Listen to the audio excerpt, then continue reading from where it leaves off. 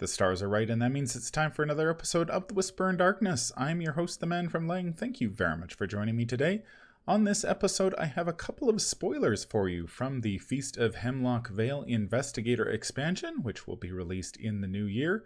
I am joined by my co-hosts over at the Great Old Ones Gaming Podcast, Nate Lost in Time and Space, the Innkeeper Vase Odin from the Twisted Tentacle Inn, and Nathan Early from the Arkham Horror LCG Society of Lighthouse Keepers Facebook group. A big thank you to FFG for providing the spoilers to all the content creators out there. Obviously, there are spoilers throughout if you care about that sort of thing.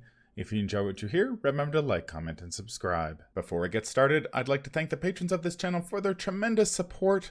You all rock. If you'd like to be amazing like these people and support the channel's goals and see your name on this list, head over to patreon.com, sign up for a tier of your choice, and claim your rewards. That would be awesome.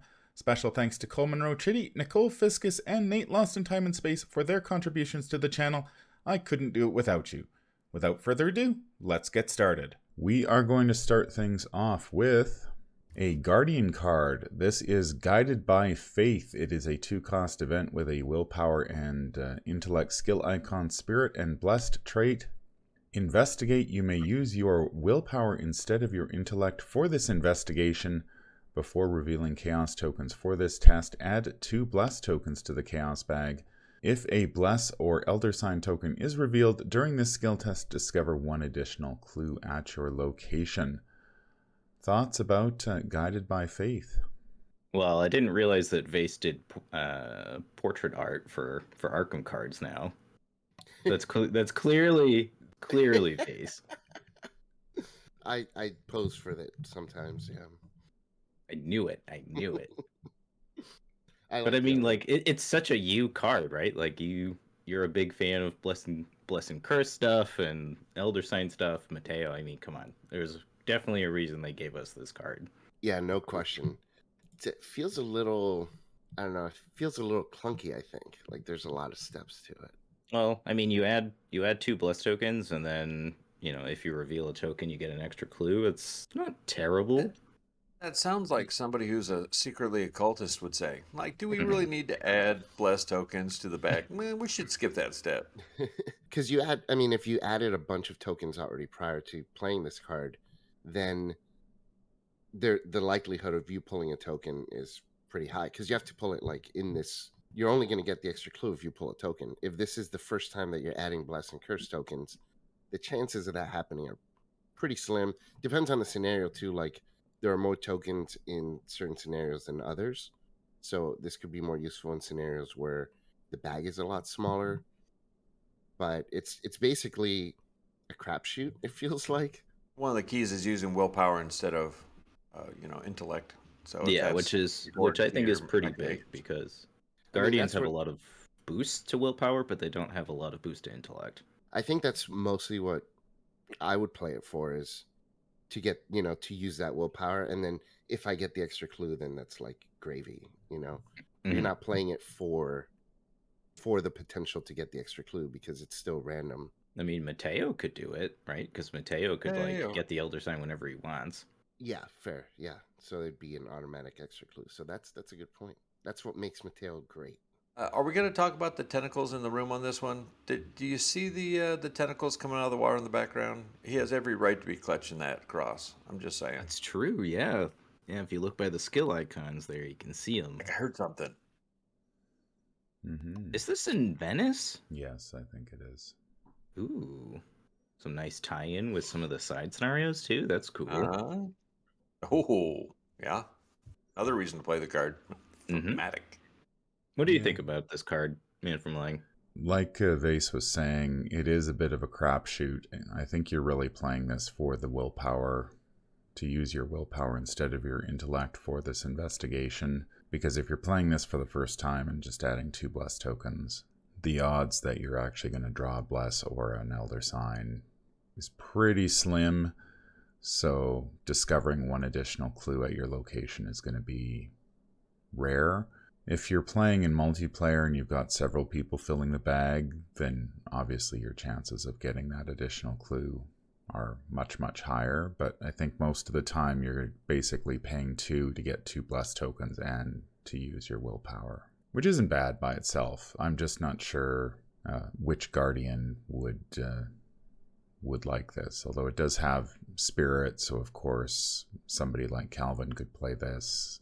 Mm-hmm. Blessed, so Father Mateo can play it. Obviously there's Sister Mary is a Guardian who could play this if she wants to add more tokens to the bag. So there are quite a few investigators who can pick this up, but I think if you're just sort of playing your traditional I'm going to kill stuff Guardian, you're probably not going to have the resources to play something like this. Mm-hmm. It reminds me a lot of Scene of the Crime in that regard. Like it fills a similar role. Or it's like with Scene of the Crime, it's like there's probably going to be an enemy on a location at some point, so you're more than likely going to trigger that to get an additional clue. Whereas this, you're playing it for a different but slightly similar reason. I think in solo, it's not that bad, honestly, to pay 2 to get 2 blessed tokens and potentially get like a +2 to an intellect. Like that's pretty good, I think. And there's plenty of Guardians now that do have higher willpower, so that's... Mm-hmm. Well, willpower That tends to definitely be one of the Guardians higher, like it's willpower combat, right? They tend to be, Mm-hmm. have the highest, so I don't know how often you're really going to get a huge bump. It's probably of more interest to people who are sort of either off-class Guardians or some of the weirder investigators who can either trigger off of Spirit or Blessed traits, who might benefit more from it. What if this had 2 willpower pips?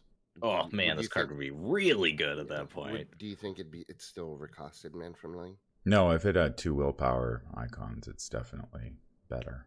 But I agree. I mean, that's the problem we've had with a lot of these cards, is they end up with, a willpower and an intellect, or a willpower and a combat. And yeah, I think if you're, I mean, it really depends on what type of Guardian you're playing. If you're playing a traditional Guardian who's using guns and stuff like that and weapons and is fighting, I don't think you're going to have the space for this. But if you're playing somebody like Sister Mary or Father Mateo or somebody who can really leverage those, wants extra blessed tokens in the bag, then, adding 2 and then possibly getting a little bit of a boost on your investigate test and then possibly getting a second clue out of the deal isn't that bad. I might be a little reluctant to play this early because I probably want that extra clue, even though I think that's probably just the cherry on top rather than the main reason you're playing this card. Yeah, I think to the point on skill icons on a card like this is that blessed tokens, I feel, kind of take a similar role to skill icons, right? Where it's like you get a blessed token and that gives you a boost to your skill anyway. So I find that in blessed decks you don't really need a ton of skill icons because you're more relying on the boost from the bag than you are like playing skill icons, because you tend to take basically a Faustian bargain, and then you're like, what? Well, right before my spell. I mean, even at that point, it's like they balance each other out, so it's not the end of the world really at that point. So I don't know. I think it's pretty good. Any final thoughts on Guided by Faith? No, other than maybe it's a card that I would put 1 copy of in a deck. I would never put 2. Well, it's one of the things we've talked about on the reviews on this channel is quite a bit, is sort of these utility cards have a tough time finding a home in a lot of decks, and there's so much competition these days for those event slots that it's harder for cards like this to find a home in decks. And so especially when it's competing against cards like Scene of the Crime. But this is primarily going to be used if you are playing a blessed deck. So we haven't seen a whole lot of extra events for that type of deck, so I think this might have an easier time finding a home in those decks. And I would use it for if I played Carnival of Horrors. Absolutely, it's too thematic not to. And it's pretty good in that scenario too, actually. I do have one more thing I want to say, Man from Lang. So the elephant in the room that we haven't mentioned is the return of the blessed card, of the blessed cards. I think that is something that we weren't sure if they were going to come back, and we did like the bless and curse mechanic as one of the best new mechanics for the game when they first were introduced. And I'm really glad that they're bringing it back, even though we all kind of feel this card is rather mediocre. It's really nice to see that they're expanding it and they're bringing back Bless and Curse. So those decks that were kind of set in stone now have a few more options. Yeah, primarily for this card, you're going to be looking at Guardians, and Survivors are going to be the ones interested in this. And then, of course, you've got the Mateo decks, and then I believe the new Mystic Investigator also deals with the Bless and Curse mechanic, so he may be interested in this card as well. The next card is another Guardian card. This is Hold Up. It is a 1-cost event with a combat and agility skill icon, tactic and trick traits. Parlay, choose an enemy at your location and an item asset in your hand. Perform a fight action against the chosen enemy. If you succeed, instead of dealing damage, play the chosen asset, reducing its cost by each point you succeed by. Thoughts about Hold Up?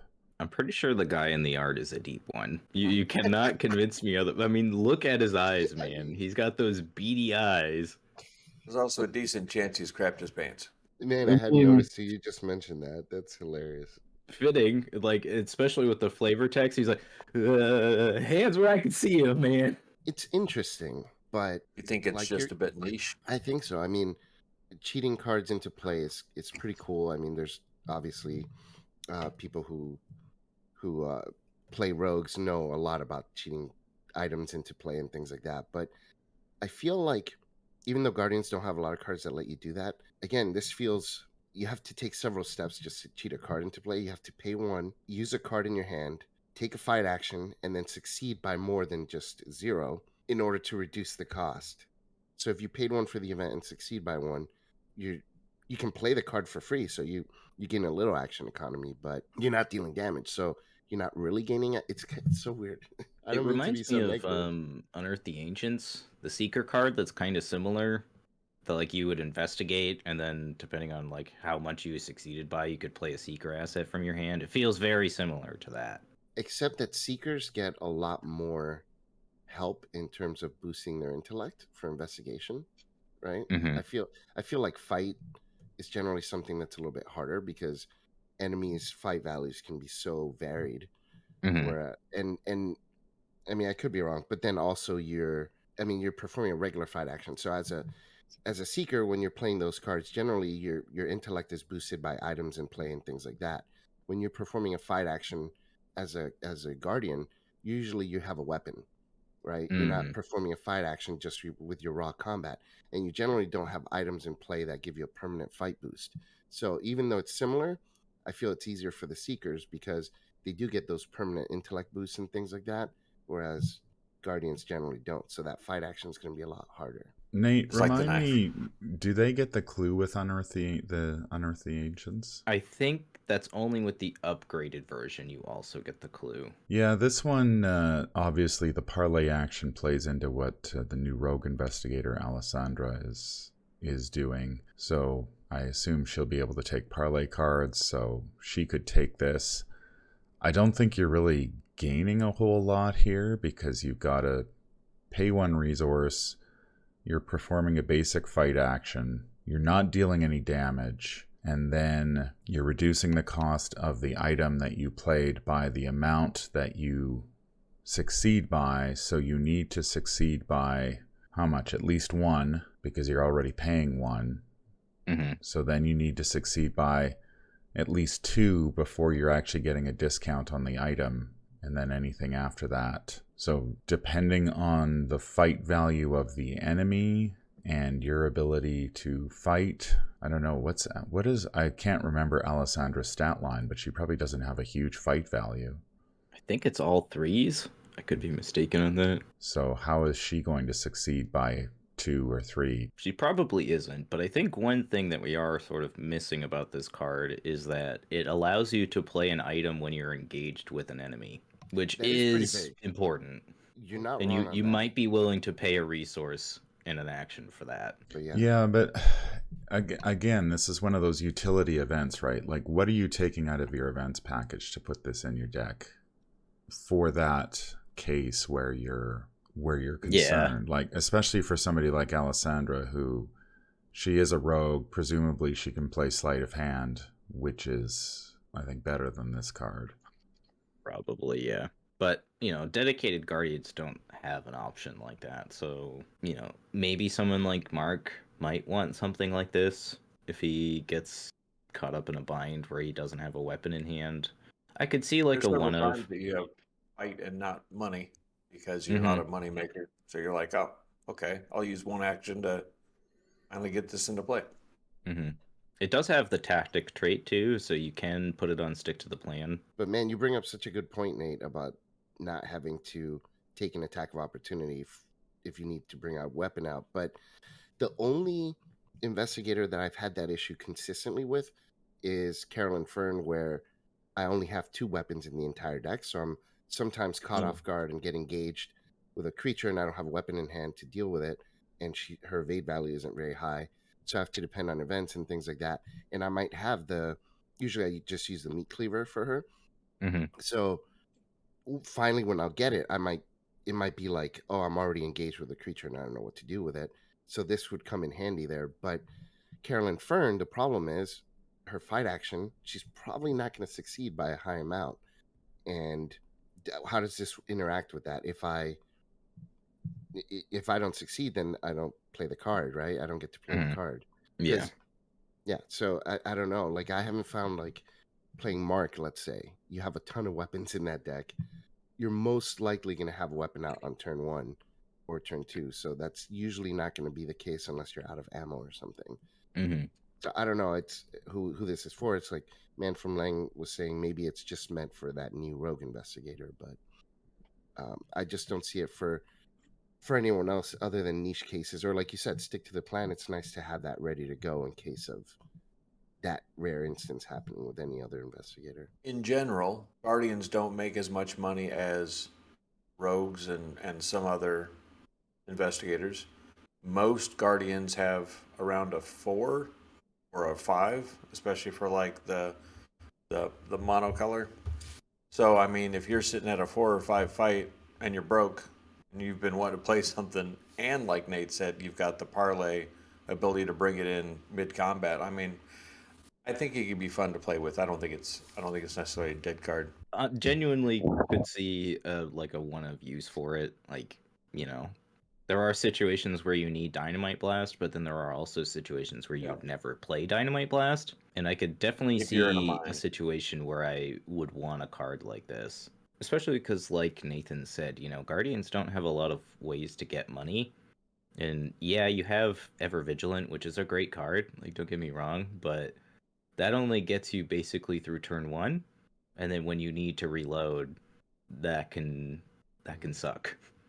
And if you can like find a whippoorwill or some pesky little annoying enemy that you can, or like a swarm of rats or something, right, where you can use this on, get your weapon out for a bit of a discount. That's not too bad. I was going to say the exact same thing, Nathan. That's a really good point. This card actually is better than I thought until when you said that, you opened my eyes to it because Guardians actually will probably use this not so much to cheat something into play, but as a cost reduction tool, Yeah. which I think actually could be really useful for Guardians who, like you said, are strapped for cash usually.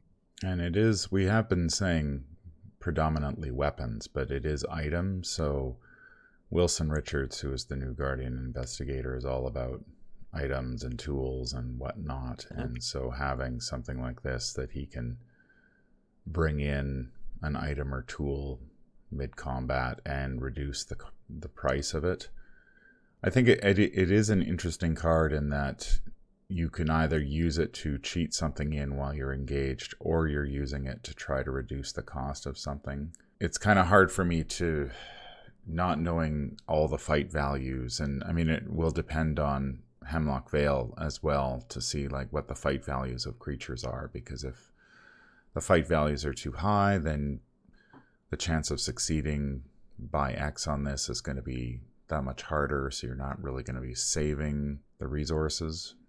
Mm-hmm. I mean, if you get this against a rats, okay, now you're cooking. But I think one other thing about this card too is that you don't have to be engaged with the enemy. So if the enemy has aloof or something like that, Like a you whippoorwill. You can still like target the enemy with hold up, which is nice. or if it's engaged with another player. True, you can use this if the enemy is engaged with somebody else to save yourself some money, as long as you can succeed by at least 2. Man from Lang, you brought up Wilson Richards. I just want to point out again, especially for those of you that have read the additional Investigators of Arkham, the fact that he came to Arkham, figured out that something was up, and then when he had his train ticket to get out of town, he's like, no, I'm going to stick around and see what I can do or see what needs to be done. I thought that's just so, like, different than a lot of the characters that were born and raised in Arkham and they really don't have a choice. So I appreciate that backstory. That and Agnes Baker, the waitress, she's obviously, she knows what's going on and sees behind the veil of sorts. So I just appreciate the backstory, and I'm really looking forward to playing him. Honestly, just because of that reason, but I'm sure there's a lot of other fun reasons like you were mentioning. It is also worth mentioning that this has the trick trait, so somebody like Rita could take this, and so you could maybe cheat your track shoes into play. Yep, a lot of possibilities. It'd be fun to see what the community does with that. That's going to do it for this episode. If you enjoyed what you hear, remember to like, comment, and subscribe. If you need to contact me, I can be reached at manfromlang@gmail.com. I'm also on Twitter at manfromlang. Until the stars are right, keep your shotgun close and your elder sign closer. Take care out there, and happy investigating.